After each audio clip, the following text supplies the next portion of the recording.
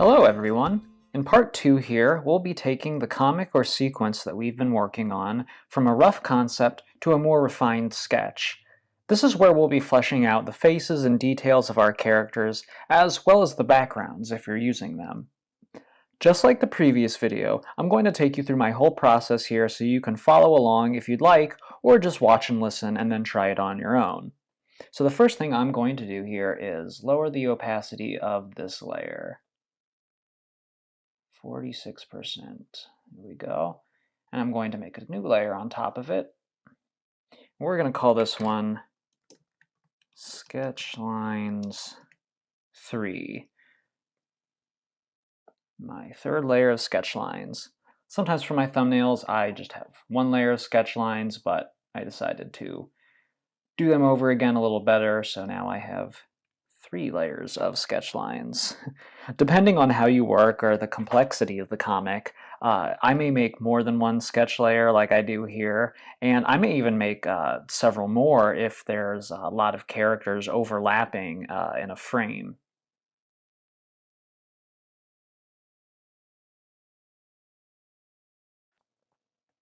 So think of what we're doing here like carving out the drawing from a messy doodle. This is where we start to pay mind to things like character anatomy and posing your character properly. This doesn't have to be super clean, but make it cleaner than your previous layer if you can. What we're trying to work towards here is how the finished line art will eventually look. Sometimes I choose a color like red or blue for this layer so it'll be easier to work on top of. In this case, I'm using red. When working traditionally, a lot of sketch art is done in non-photo red or blue pencils because when you scan the inked line art, the sketches underneath won't show up.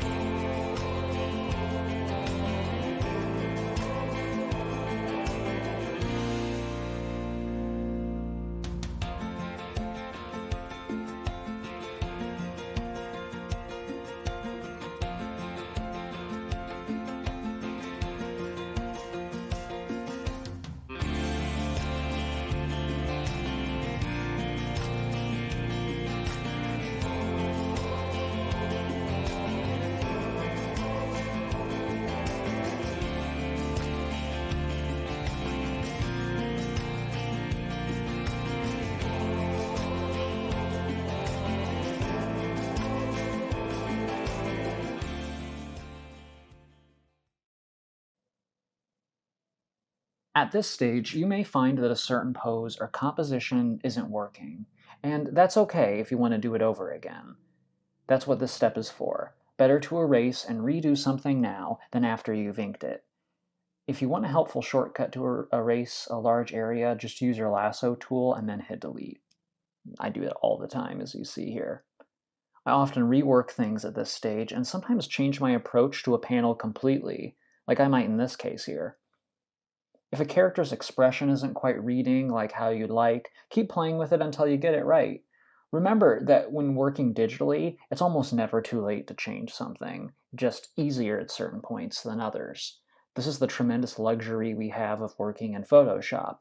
However, when we move on to inking the piece, it will be easier if we have the sketch line art ready.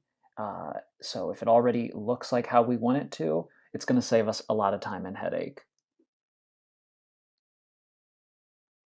If you're having a difficult time posing your character at all, or keeping them looking consistent in each panel, just remember our fundamentals with shape. When we can break our characters down into their basic shapes, it becomes a lot easier to work with and rough out a pose.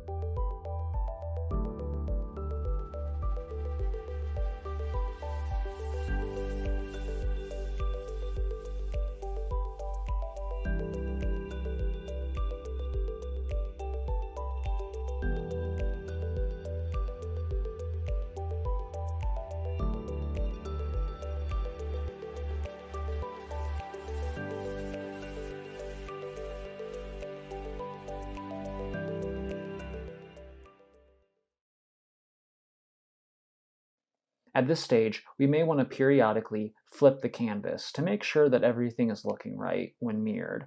It'll never look totally right when it's flipped, but it'll catch some mistakes that may seem glaring at a different angle.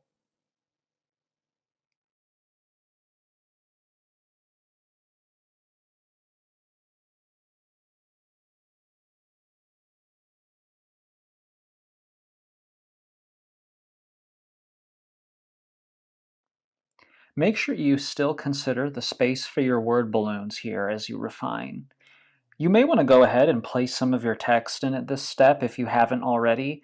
That way you'll know how big you need your font to be and whether or not you'll have enough room. So that's what I've done here. We have it at size 24 font like I usually use, and it should be fine.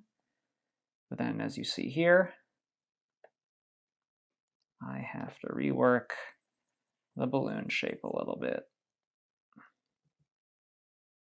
I often have to reduce dialogue a bit when I'm putting it in my comic. And because I don't like, a big wall of text interrupting the flow of the artwork either, that's why I like to rely on some brevity. And when you're a wordy, talkative person like me who likes dialogue, this can be hard. So make sure, if you can, boil your dialogue down to the essentials without losing any humor or personality. Choose words carefully and avoid unnecessarily big ones.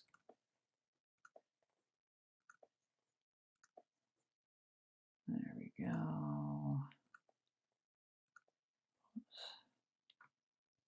We'll have a cropped balloon there.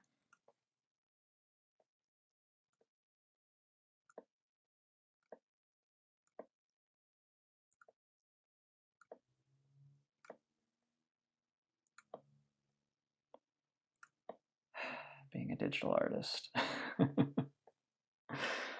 Also, please use a font that's legible. Nothing ruins a comic like dialogue that's hard to read because it's either too small or it's too complicated looking. I pretty much only write in cursive in my actual handwriting, and it's getting worse by the year. So thank goodness we have these text tools here. If you want a good comic-looking font that isn't boring, like one of the default ones like Helvetica, you can find plenty of royalty-free fonts online. This one I have here is called Lifesavers. Oh, come on, drop-down box. That's Lifesavers. I do it on bold because I think the regular is a little bit too thin. It's a free font I've downloaded from a website, and I just really like it. It's whimsical and easy to read. Now, while some fonts are free, make sure you're using a public domain font for any products that you're going to sell or anything that's going to be used for commercial purposes. So, once you're happy with your sketch here, I'm going to keep going and doing a little more. I have to draw that frog, but that silhouette there. We'll have a few more things to add. Let's make sure we're on the right layer. Once you're happy with your sketch, you can lower the opacity of this layer, and we can move on to the inking and coloring of your comic. Next time, I'll take you through my process of how I finish the comic, and I'm really excited to help you guys finish yours. So I'll see you next time, and thanks for watching.